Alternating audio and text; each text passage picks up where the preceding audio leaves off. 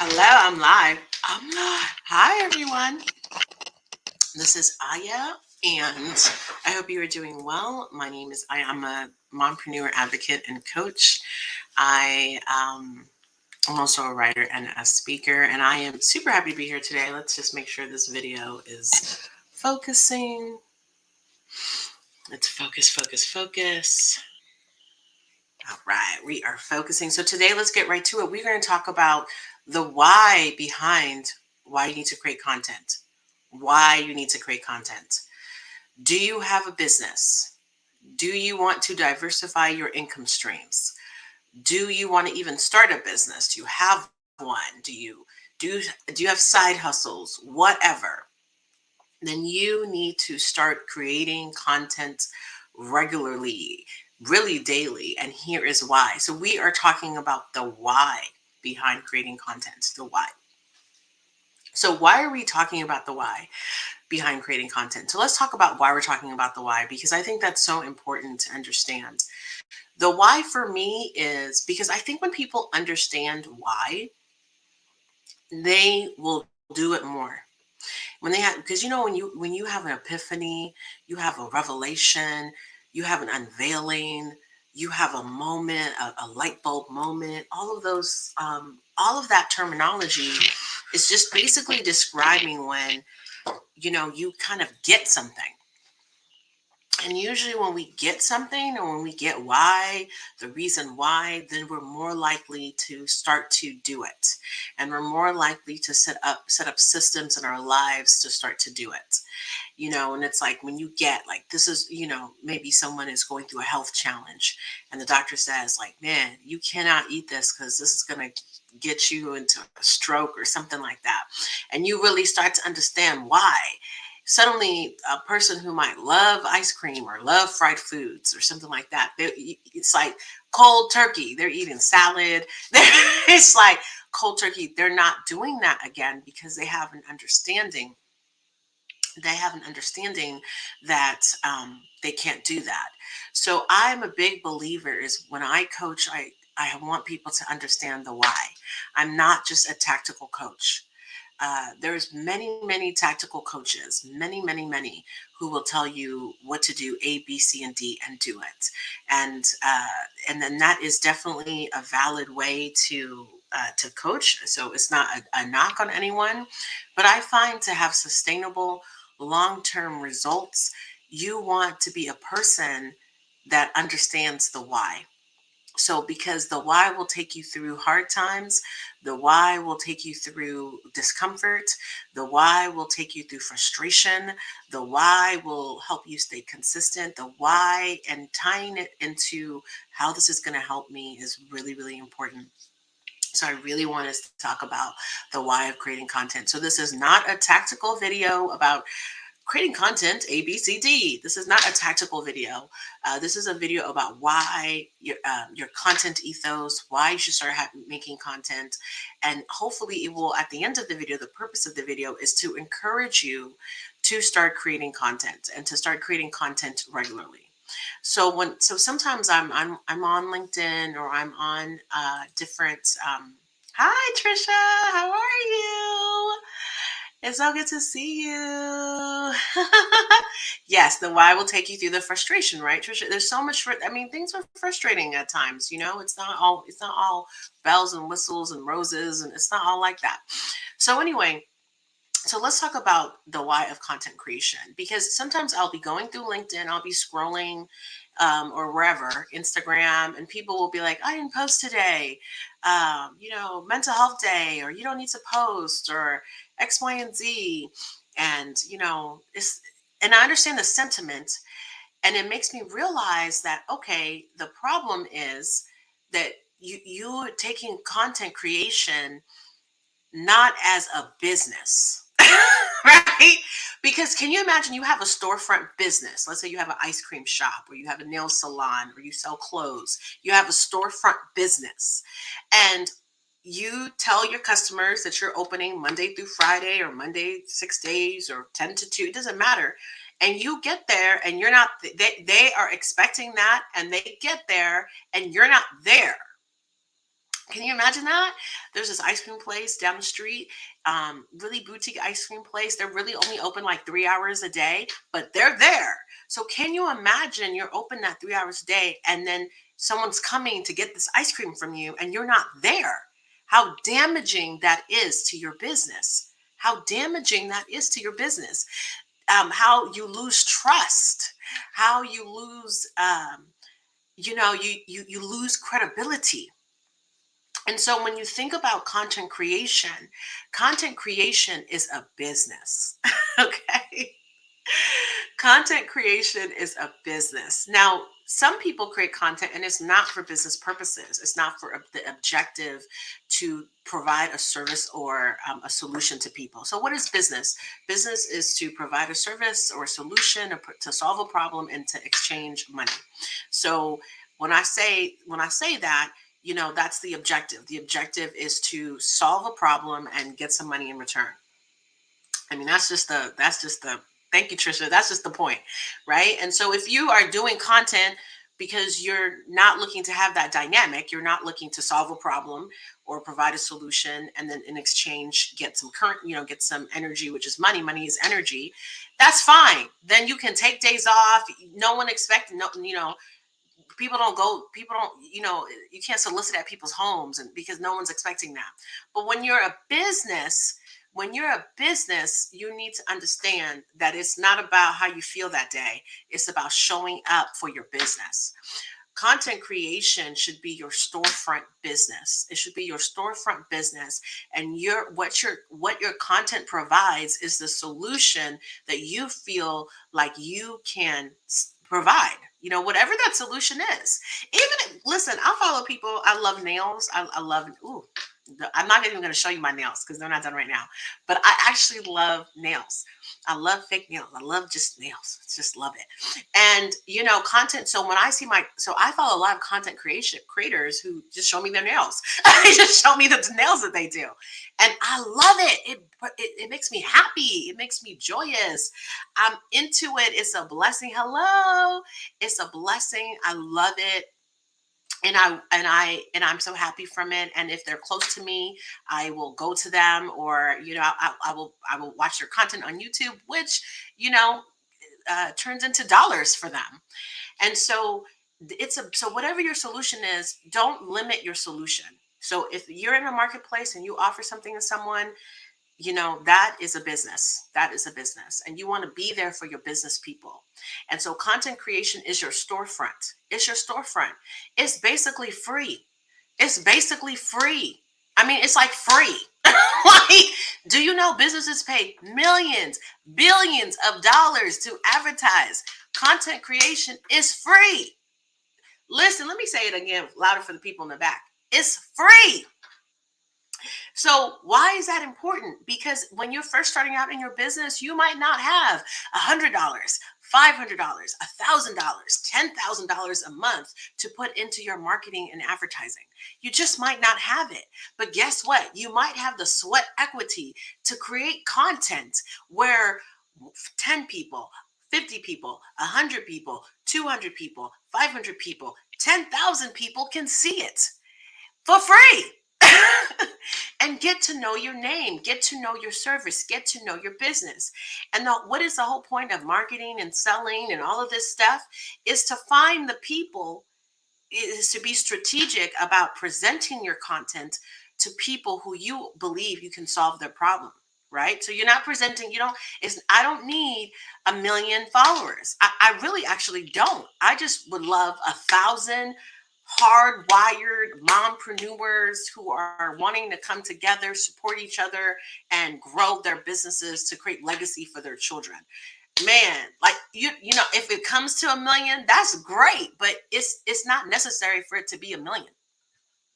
And so in saying that, it's so important to really understand that content creation is a business. And the reason why you should be creating content on a regular basis and should be taking it as a business, do not get carried away with your emotions and what you see people talk about on social media, what you see big creators talk about. That's not you know, bigger creators who have millions of followings can do different things. But guess what? If they fall off too much, too long, people will disengage and find someone else to follow. And that's a problem, because in business, you want to be attracting new people, but you also want to retain your current client load. If you imagine, if you have clients, you have current clients, and you have current, like, every business is not always in growth mode. And let's say you are a solopreneur, there's only a certain limit that you can do or take on, right? I mean, let's say you can sell a lot of things, but if you're providing a service, which is who I coach service-based mompreneurs, it's only so much you can take on. I mean, you're human. You have to live your life. You have to sleep. You have to take care of your kids. You have to go on vacation. I mean, so you're not going to be like, and that's okay. Everyone does not need to scale. Everyone's always like, let's scale. I mean, you can do, your business is for you and for your family. You do what you need to do. If you want to scale, great. If you want to stay, it's all good, right? There's so many paths in this life.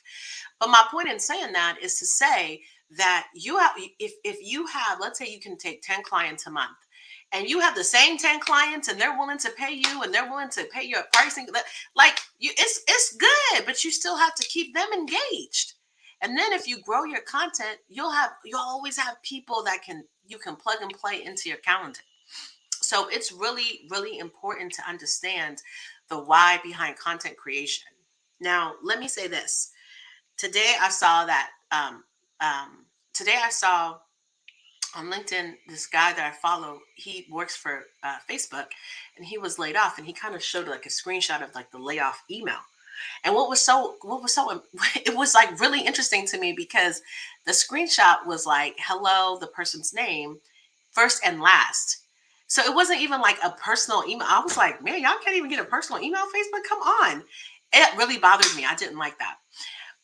But he has 55,000 followers on LinkedIn, and he said, thank you for, thank you. I'm going to share this with you. Thank you for my journey. Thank you for supporting me.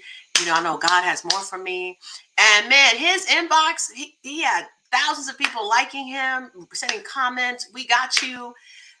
Listen, even if you're in a career, you want to write content. I remember a recruiter, I can't remember his name right now, but he's a popular recruiter on LinkedIn. Tommy, I think his name is Tommy. And I remember when I first came on LinkedIn, I would see his post, and he would just write like really like it was like not even deep. It was just like, hey, how you doing? Happy holiday. Let's help you. I mean, it was very beautiful, like light.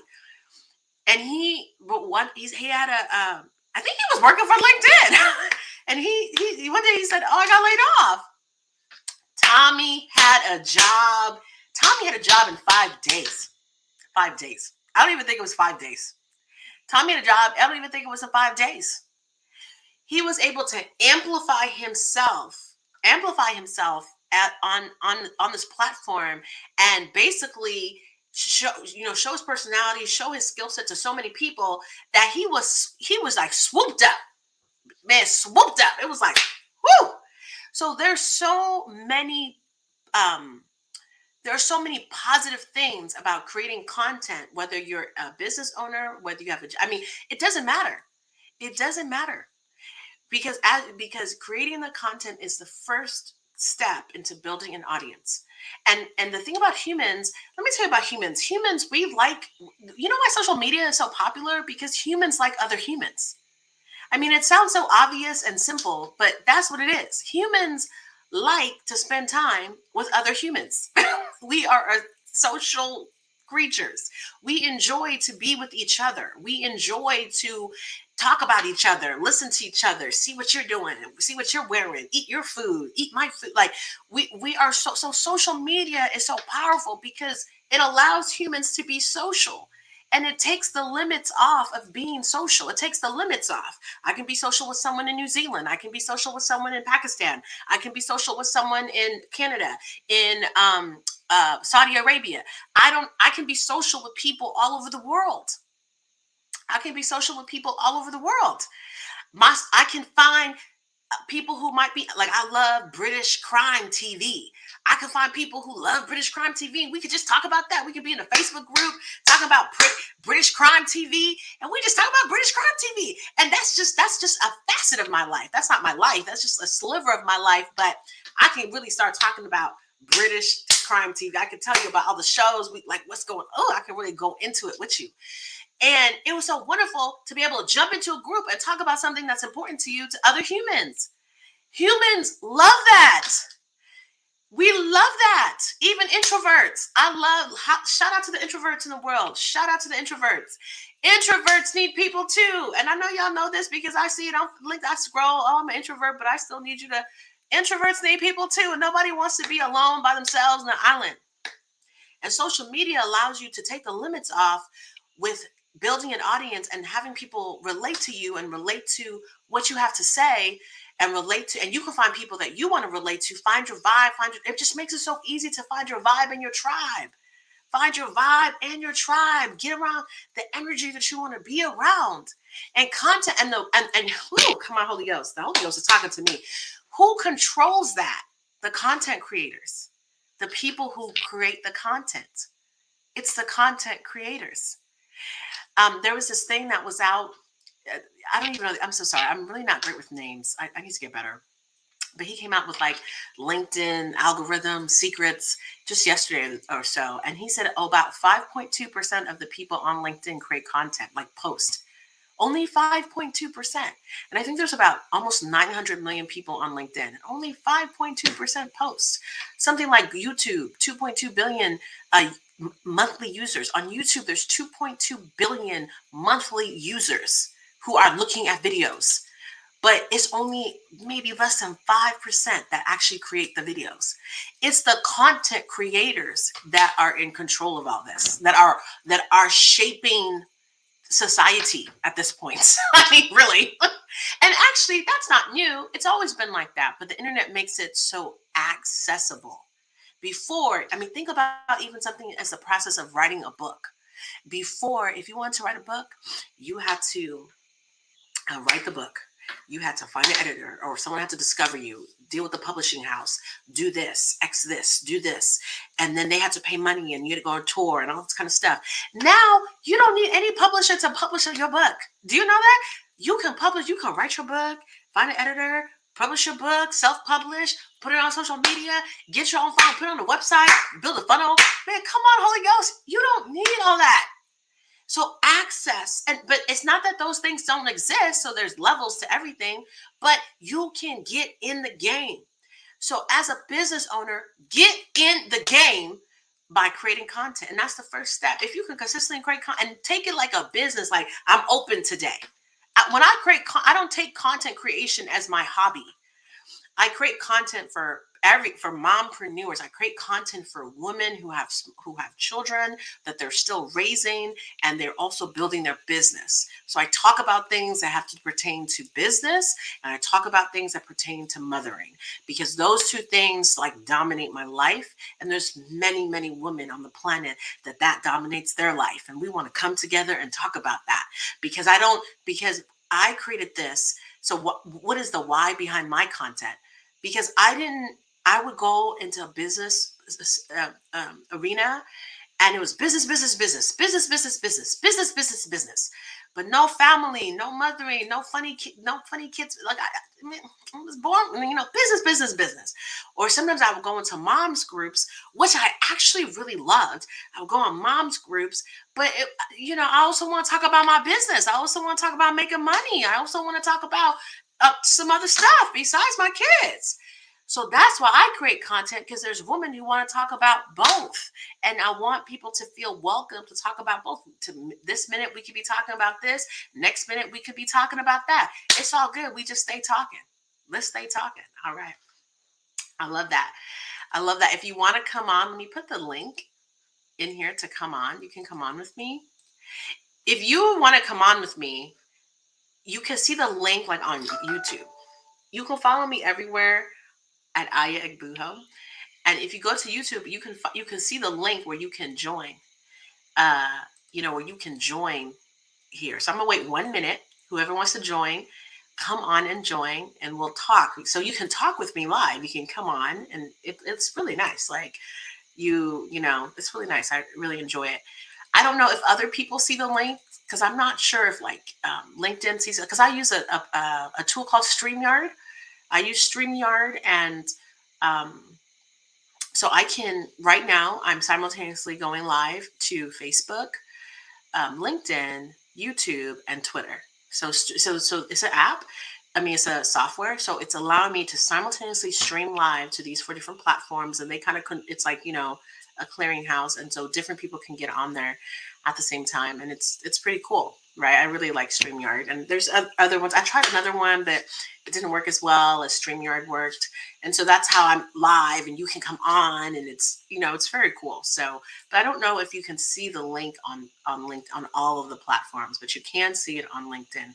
I mean, you can see it on YouTube. So if you ever catch me live and you want to talk to me, look for that link, streamyard.com, and come into the studio and talk to me. Let's go. Let's talk.